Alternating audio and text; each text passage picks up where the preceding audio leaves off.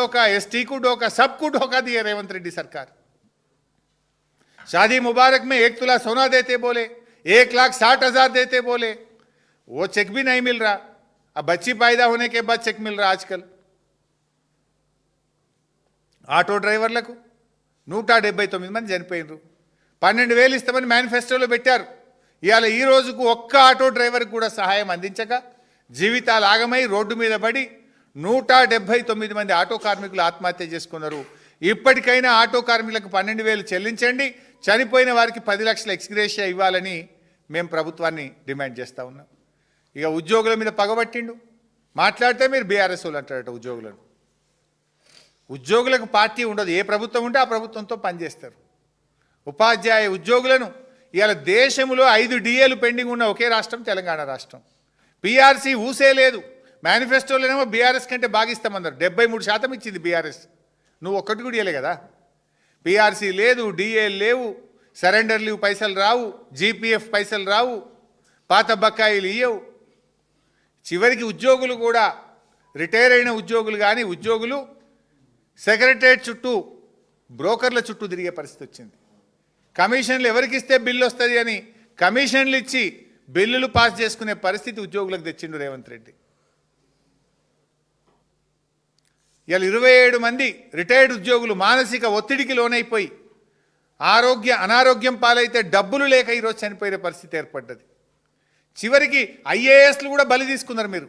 ఒక రిజ్వీ లాంటి ఒక ఉన్నతాధికారి మంత్రికి ముఖ్యమంత్రికి ఉన్న మధ్య భేదాభిప్రాయాలు, పంపకాల్లో తేడా, టెండర్లలో తేడా వస్తే చివరికి ఒక హానెస్ట్ ఆఫీసర్ రిజ్వీ లాంటి ఒక మంచి అధికారి సర్వీస్ నుంచి వైదొలిగే పరిస్థితి వచ్చింది। ఇది రాష్ట్రానికి నష్టం కదా, ఒక మంచి అధికారిని రాష్ట్రం కోల్పోయింది కదా। అనుభవజ్ఞుడైనటువంటి ఒక వెరీ గుడ్ ఆఫీసర్ మీ అవినీతికి, మీ పంచాయతీలకు, మీ టెండర్లు, మీ కాంట్రాక్టర్లకు చివరికి ఒక ఐఏఎస్ అధికారిని కూడా బలి తీసుకున్నారు మీరు। అరే హోంగార్డులను కూడా మోసం చేస్తుంది, జర్నలిస్టులను మోసం చేస్తుంది। 2 సంవత్సరాల్లో జర్నలిస్టులకు మీరు చేసింది ఒక్కటి చెప్పండి। కేసీఆర్ గారు కట్టించిన బిల్డింగ్లో పోయి కూర్చుంటుండు ఆయన, పొంగులేటి శ్రీనివాసరెడ్డి, అదేం భవనం, మన మీడియా అకాడమీ, అద్భుతమైన భవన్ కేసీఆర్ గారు కట్టిస్తే అలా పోయి కూర్చున్నాడు। అబ్బాయి ఎంత మంచి కట్టిండు అన్నాడట ఆఫ్ ద రికార్డులో। కేసీఆర్ గారు ఇచ్చిన ఆ 100 కోట్లు ఏదైతే జర్నలిస్ట్ ఫండ్ ఉందో గా పైసల నుంచే ఇప్పుడు ఏదైనా జర్నలిస్టులకు జరుగుతుంది తప్ప రేవంత్ రెడ్డి గారు వచ్చినాక కనీసం అక్రిడేషన్ కార్డు ఇవ్వలే 2 ఏళ్ళలో, సిగ్గులేదు, బాధపడాలి। ఒక్క అక్రిడేషన్ కార్డు ఇచ్చినావా 2 ఏళ్ళలో నీ గవర్నమెంట్లో? ₹1 జర్నలిస్టులకు ఇచ్చినావా? ఒక్క ప్లాట్ ఇచ్చినావా జర్నలిస్టులకు? జర్నలిస్టుల సంక్షేమం ఉల్టా ఇంకా యూట్యూబ్ వాళ్ళ మీద కేసులు, వాళ్ళ మీద కేసులు, జర్నలిస్టుల మీద అరెస్టులు, ఇది కదా నువ్వు చేసింది। సాగునీటి రంగం సున్నా, గుండు సున్నా। మాట్లాడితే కేసీఆర్ గారిను, నన్ను, మా పార్టీ నాయకులను తిడతాడు, నువ్వు చేసింది ఏందా సాగునీటి రంగంలో? ఒక్కటి చెప్పు నాకు। అసెంబ్లీలో ఉత్తమ్ కుమార్ రెడ్డి గారు లేచి ఏడాదికి 6.5 లక్షల ఎకరాలకు నీళ్ళు ఇస్తా అన్నాడు, 2 ఏళ్ళు అయింది, మరి 13 లక్షల ఎకరాలకు నీళ్ళు ఇవ్వాలి, ఎక్కడిచ్చిందో చెప్తారా? ఎక్కడిచ్చిందో చెప్తారా? 13 లక్షల ఎకరాలకు 2 ఏళ్ళల్లో తమ్మిడిహట్టి దగ్గర తట్టేడు మట్టి తీయాలి, 80% పూర్తి చేసిన పాలమూరు ప్రాజెక్టును పడావు పెట్టినరు। అసలు ముఖ్యమంత్రి పరిస్థితి ఏంటంటే దేవాదులు ఏ బేసిన్లో ఉంటుంది, బేసిక్స్ తెలియదు నాకు। దేవాదుల రివ్యూలో దేవాదులు ఏ బేసిన్లు ఉంటుంది అని అడుగుతుండు ముఖ్యమంత్రి, అది ఇంకా లైవ్ టెలికాస్ట్ టీవీలలో ఆందానికి।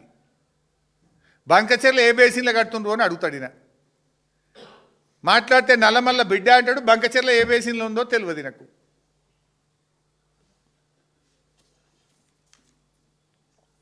అసలు 2 ఏళ్ల రేవంత్ పాలనలో ఏం జరిగింది? ఇరిగేషన్లో చెరువులు తెగ్గొడుతుండ్రు, చెక్ డ్యామ్లు వేల్చేస్తున్నారు, అదేంది వట్టెం పంప్ హౌస్ మునిగిపోయింది, పెద్దవా గొట్టుకపోయింది, ఎస్ఎల్బీసీ టనల్ కుప్పకూలిపోయింది, ఇంతే కదా।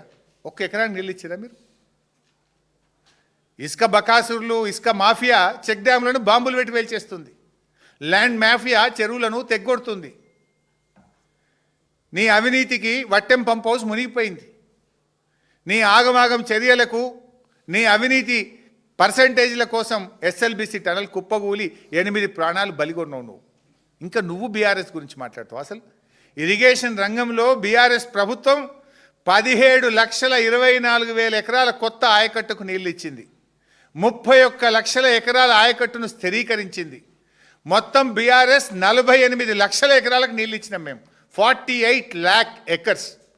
నువ్వు చెప్పాయా ఎక్కడైనా ఒక 4,000 ఎకరాలకు నీళ్ళు ఇచ్చినవేమో? నీ 2 ఏళ్ల పాలనలో ఓ చెక్ డ్యామ్ కడితేవా, చెరువు కడితేవా, ఒక పెండింగ్ ప్రాజెక్టు పూర్తి చేస్తేవా, ఓ 100 ఎకరాల ల్యాండ్ ఎక్విజేషన్ చేస్తేవా, ఒక 1000 ఎకరాలకు నీళ్ళు ఇస్తేవా? మేము 17,24,000 ఎకరాలకు కొత్త ఆయకట్టుకు నీళ్ళు ఇచ్చినాం.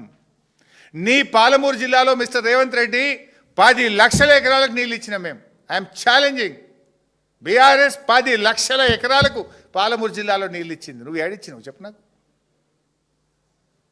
నువ్వు కాంట్రాక్టర్ల కోసం కొడంగల్ నారాయణపేట లిఫ్ట్ పెట్టినావు. అది పాలమూరు ప్రాజెక్టులకు కవర్డ్ ఆల్రెడీ. పాలమూరు ఎత్తిపోతల పథకములో కొడంగల్ నారాయణపేట లిఫ్ట్లో ఏదైతే నీళ్ళు వస్తున్నాయో అంతకంటే డబుల్ నీళ్లు ఆ నియోజకవర్గాలకు వస్తాయి. గ్రావిటీ ద్వారా, మోటార్ లేకుండా, కరెంటు లేకుండా కాలువ ద్వారా నీళ్ళు వచ్చే అవకాశం ఉంది. అది చేయకుండా కేసీఆర్ గారికి పేరు వస్తుందేమోనని నీ కమిషన్ల కోసం కొడంగల్ నారాయణపేట లిఫ్ట్ పెట్టినావు నువ్వు. సరిగా వైద్య రంగం ఇంకా చాలా ఉన్నాయి, కాక వికలమైపోయింది. శాంతి భద్రతల గురించి చెప్తే ఇక అది ఇంకో రోజు సపరేట్గా చెప్తా. లా అండ్ ఆర్డర్ చాలా విషయాలు కూడా లా అండ్ ఆర్డర్లో ఉన్నాయి. లా అండ్ ఆర్డర్లో అయితే చాలా నేను చెప్పడం విడిచిపెట్టండి, క్యాబినెట్ మినిస్టర్ కుటుంబ సభ్యులే చెప్పింది కదా. ముఖ్యమంత్రి సన్నిహితుడు రోహిన్ రెడ్డి తుపాకీ పెట్టి ముఖ్యమంత్రి ఇంటికి ఎదురుగా తుపాకీ పెట్టి పైసలు వసూలు చేసిండు అని ఎవరు చెప్పిండ్రు? క్యాబినెట్ మినిస్టర్ గారి కుటుంబ సభ్యులే చెప్తుండ్రు కదా. అది ఎందుకు మాట్లాడవు నువ్వు? ఇప్పటి వరకు ఎందుకు అరెస్ట్ చేయవా? గన్ను పెట్టినోడేవాడు, పైసలు వసూలు చేసినోడేవాడు ఎందుకో బయటకు రాదు. ఇట్స్ పెడతామా? రేపు బీఆర్ఎస్ వచ్చినాక అన్ని బయటకు తీయమా? మీ హయాంలో గన్ కల్చర్ పెరిగింది, మా హయాంలో అగ్రికల్చర్ పెరిగింది, మీ హయాంలో గన్ కల్చర్ పెరిగింది.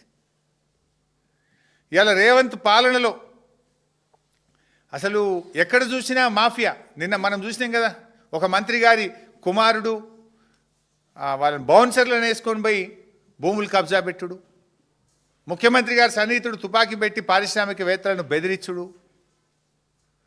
ఇట్లా అంటే ఇన్వెస్ట్మెంట్ క్యాపిటల్గా బీఆర్ఎస్ ప్రభుత్వం హైదరాబాద్ను తయారు చేస్తే వీళ్ళు క్రైమ్ క్యాపిటల్గా వీళ్ళు హైదరాబాద్ను మలిపినరు.